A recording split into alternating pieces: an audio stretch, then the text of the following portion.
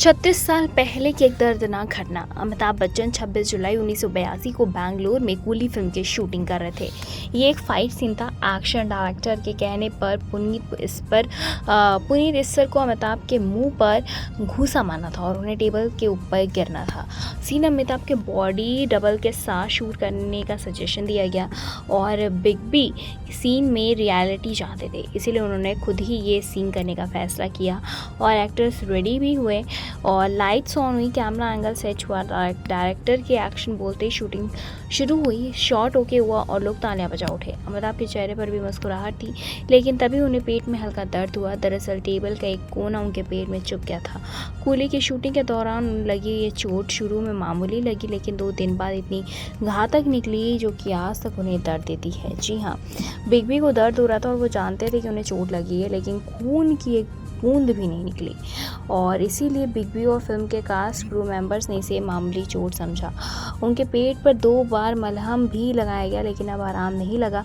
तभी hotel waste and चले गए वो, और जहां उन्होंने 2 सप्ताह के लिए बुक कर रखा था। दर्द कम नहीं हुआ तो डॉक्टर को बुलाया गया, लेकिन उन्होंने भी यही कहा कि कोई गहरी चोट नहीं है। डॉक्टर पेनकिलर दवाएं लेकर चल दिए और फिर वो आराम से सो सके। उसके बाद हादसे के अगले दिन जब दर्द में कोई कमी नहीं हुई बच्चन साहब के, तो personal physician doctor KS. Shah को बुलाया गया था। डॉक्टर शाह उनकी हालत को देखने में बेहद ही नाराज़ हुए।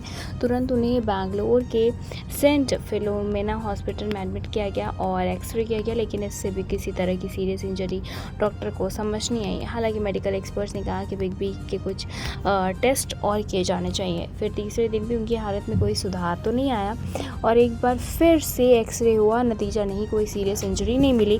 डॉक्टर्स ने एक्सरे को बारीकी से चेक किया तो डायफ्राम के नीचे गैस दिखाई दे रही थी, जो कि टूटी हुई आंत से आ सकती थी।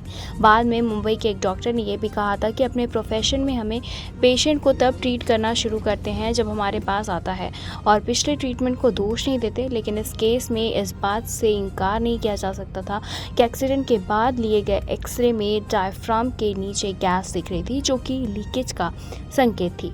चौथे दिन अमिताभ की स्थिति फिर बिगड़ गई और यूनिट के कई बार आग्रह करने के बाद वेल्लोर के जाने आने के सर्जन यानी कि H.S. भट्ट ने दिया था और फिर अमिताभ का जो केस था वो देखने के लिए फिर तैयार हुए। रिपोर्ट देखते ही डॉक्टर भट्ट ने कहा कि तुरंत ऑपरेशन करना पड़ेगा, क्योंकि इन्फेक्शन बिग बी के बॉडी में फैल चुका है। अमिताभ को तेज बुखार हो गया था और वो बार बार उल्टी भी कर रहे थे। दोपहर 2:30 बजे के करीब उनकी हालत ज़्यादा बिगड़ गई और उनकी धड़कन 1 मिनट में 72 की जगह 180 की स्पीड से चलने लगी और वो कोमा में चले गए थे। फिलहाल अमिताभ की स्टोरी पे आपकी क्या कुछ राय, आप हमें कमेंट करके ज़रूर बताएं। ऐसी तमाम लेटेस्ट खबरों को जानने के लिए जुड़े रहें हमारे साथ और देखते रहें नेक्स्ट ऑन लाइव।